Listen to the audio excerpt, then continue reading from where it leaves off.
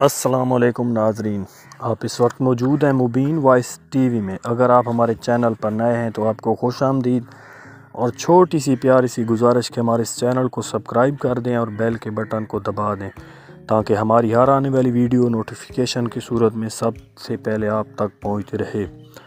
हरीम शाह की गंदी video leak हो गई। वीडियो किसने लीक की जानने के लिए जुड़े रहिए मुबीन टीवी के साथ।